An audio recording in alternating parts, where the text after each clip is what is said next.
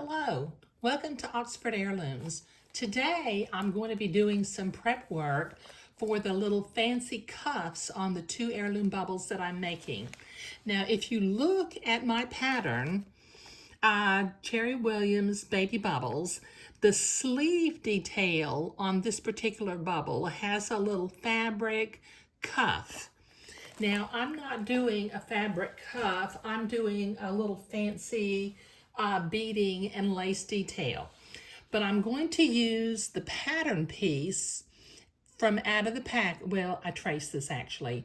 I'm going to use the pattern piece for the cuff to know how big to make my cuffs. Okay, now I've got my pattern piece and I've got my entrecôte beading.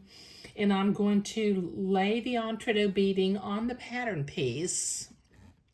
And then I know how long to make my cuff. And I can cut it right there. Now, since I'm making two bubbles that each have two sleeves, I needed to cut 4 pieces. And I've already cut my other 4 pieces.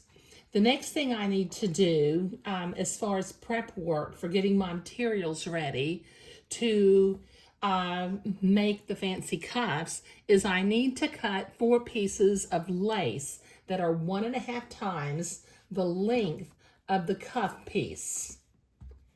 Okay, so I'm going to measure this 1 time, put my finger right there at the end, then I'm going to fold this in half.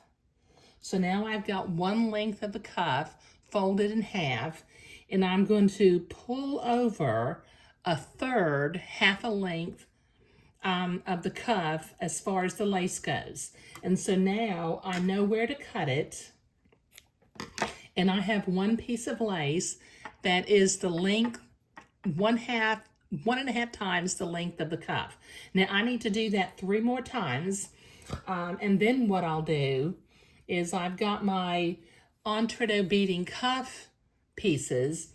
I'm going to use my embroidery scissors, and very close to the entrecôte, I'm going to trim away 1 side of the batiste so that I can prepare to zigzag the gathered lace to the cuff piece. Now eventually, once I complete the garment, I will weave some silk ribbon into this beading, but unlike the beading on the bodice, I won't be doing that before I finish sewing. That will be one of the last things that I do.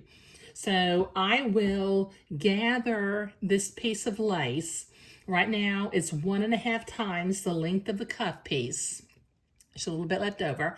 I'll gather it until it's the same length as the cuff piece, and then I'll zigzag the lace to the entrecôte edge where I have trimmed away the batiste. But that's what I'm doing today. Thank you.